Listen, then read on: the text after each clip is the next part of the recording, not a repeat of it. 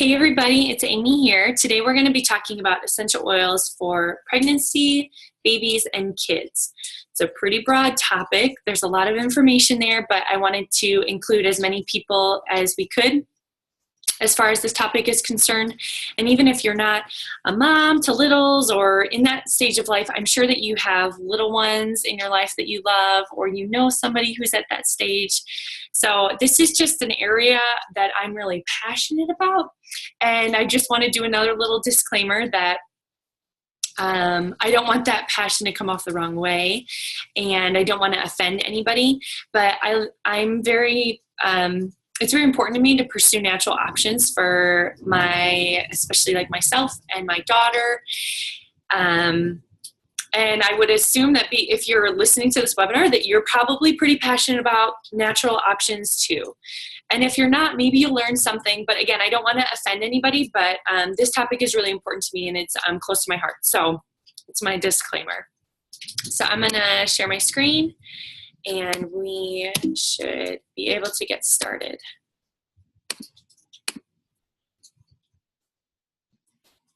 Okay, essential oils for pregnancy, babies, and kids.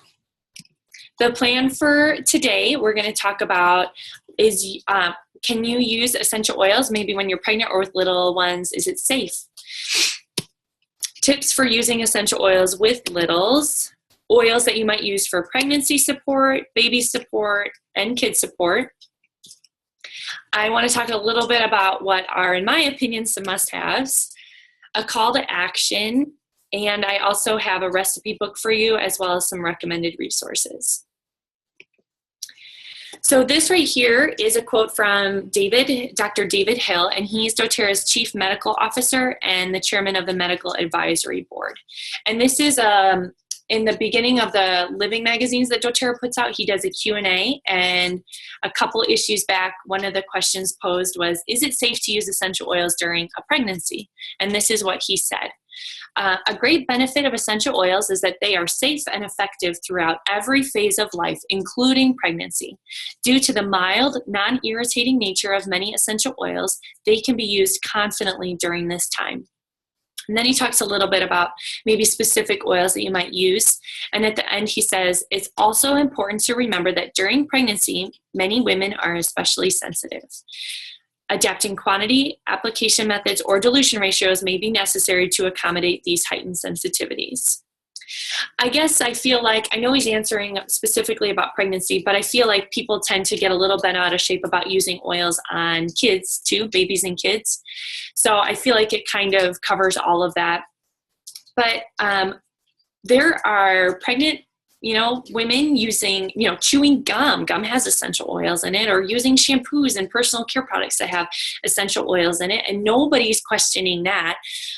And I just think as you pull back and you look at the whole picture, that using essential oils is such a wonderful, fabulous way to support your body during pregnancy, and then taking care of little ones as well. So that's what a helpful quote from Dr. Hill there. And the next person that I just want to mention, this is Stephanie Fritz, and she's a licensed midwife and certified professional midwife. And you can read lots of really scary things on the internet, but what I appreciate about her is that her experience is with doTERRA essential oils.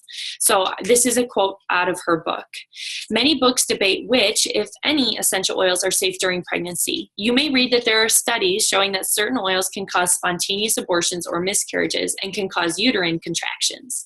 The problem with these studies is they are not clear on how pure the oils are that were used in these studies and how much they used. Most of these studies were done with pregnant animals, and these studies or research don't necessarily apply to human pregnancies. Even with all the confusion surrounding the use of essential oils in pregnancy, I stand by my experience and the particular brand I use. I use all doTERRA essential oils during pregnancy, both internally and topically. I don't know of any adverse reaction to these oils during pregnancy, but I can only say this about doTERRA, not any other brand. Again, I feel like her reference book, it's called Essential Oils for Pregnancy, Birth, and Babies. And I love that her perspective, again, is from using doTERRA, because I think that's really important. And you can read a lot of really scary, confusing things online. It's like a war zone. So I appreciate her perspective on that. here's the bottom line. You get to decide. I'm not here to tell you what to do. I'm here to just present some information and my personal opinion on this, but you get to decide. You have been given stewardship over your body and your baby and your children. That is yours, and only you have that right. I think it's important that you know the boundaries and work within them. You need to learn your own personal boundaries, and that's done through trial and error. I think we're used to that traditional model of just going to somebody with health questions and they tell you what to do. But when you choose a more natural option, you need to take a more active role. You do some research, you learn, you make mistakes, and you figure it out, because everybody is different. Your own body is different. Every child that you have is different. We are all very unique in that way. So do your own research. Again, I know we're listening to this online, but again, I'm sharing my opinion with you. I would really encourage you to be careful of what you read online. And I would really encourage you to rely a little bit more on like books and references and things like that. And I'm only speaking from my own experience here. And again, you just have to know your own body. I love this quote from Dr. Hill, and he says, anything to do with alternative care needs to be married with responsibility. There's definitely responsibility involved here, and you also definitely need to be using common sense as well. Some tips for using oils with little ones. First, small doses, 1 to 2 drops is all you need. Sometimes I even just touch the side, I take the cap off and I touch the side of the bottle, and that's enough oil. Smaller doses more often is always better. You could reapply every 15 minutes, every 30 minutes, every 60 minutes. You can set a timer on your phone so you remember, but less is more and consistency is key. I want to talk about dilution. I think that diluting an oil is very, very important. A general rule of thumb is 1 to 2 drops per 1.5 teaspoons of carrier oil. This is a pretty generous ratio. It's for the most sensitive of skin. You can probably get away with less, but again, you've got to figure that out. Diluting it is great because it helps with better absorption. Less of the oil is evaporating off because it's being weighed down, and you have more control. And there are many, many other benefits of dilution too that I'm not going to go into necessarily, but it's a really great thing to be practicing. If you feel that you didn't get the desired result that you were searching for, that's the beauty of using essential oils. You can reapply and try again or try a different oil. I'm going to include a dilution chart in the recipe book that I have for you. So you can, I'm a rounder, but if you need to follow the rules on it, then I'm including that chart for you. So you can use it for that. I think aromatically and topically are my favorite ways to use oils with a little one. And sometimes I do use maybe like an oil orally, but there's not a huge need to be using an oil internally necessarily. And when you're doing an oil topically, I tend to do the bottoms of the feet because kids are kind of all over the place, and they could touch the oil and then put it in a more sensitive area. So I like to put it maybe somewhere where they can't get to it. If I put it on their feet and then put socks and shoes on, things like that. Just something to be aware of. Again, it's not going to harm them, but it might make them uncomfortable, and they might have a negative experience with the oils and associate it with that, and you don't want that.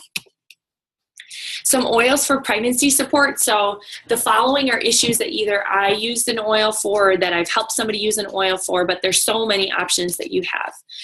So nausea or morning sickness, varicose veins and circulation issues, digestive support. I feel like digestive support is a really big one, mostly because a lot of people are taking like one of the common side effects of maybe a prenatal is that it really constipates you and affects your digestion. So I loved using oils for digestive support. Healthy acid response, uplifting and balancing mood. Mood is a really big issue during pregnancy. Can I just say that?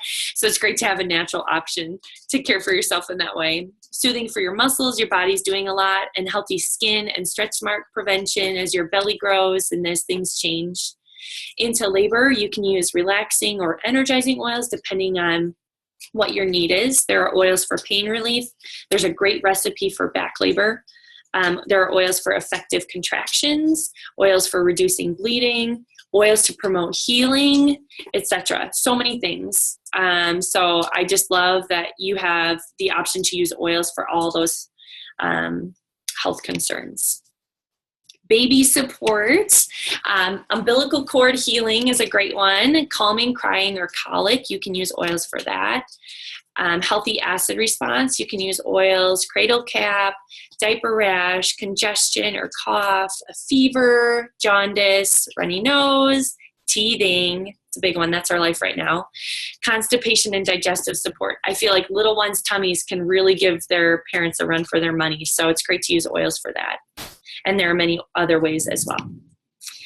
And kid support, maybe cuts or bruises or burns, mood support. You think of all that they're coming up against. Digestive support, fever, sunburn, insect bites, immune support, focus. That's a really big one, I think, these days. Congestion and cough, and on and on and on. So many things. Every time something goes wrong in our home, whether that's mood or a health concern, so many things, we go to our oil box. And there have been very few to zero times that we've had to go beyond our oil box and what it has to offer. Some of my must-haves, the first is fractionated coconut oil. And I also think that this pumper top from Share Oils is a game changer because it just makes it super convenient.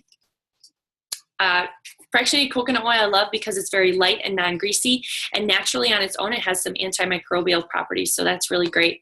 And it's basically just coconut oil always in the liquid state. So this is what we use for all our diluting. Another must-have is the touch kit. Okay, so I'm all about efficiency.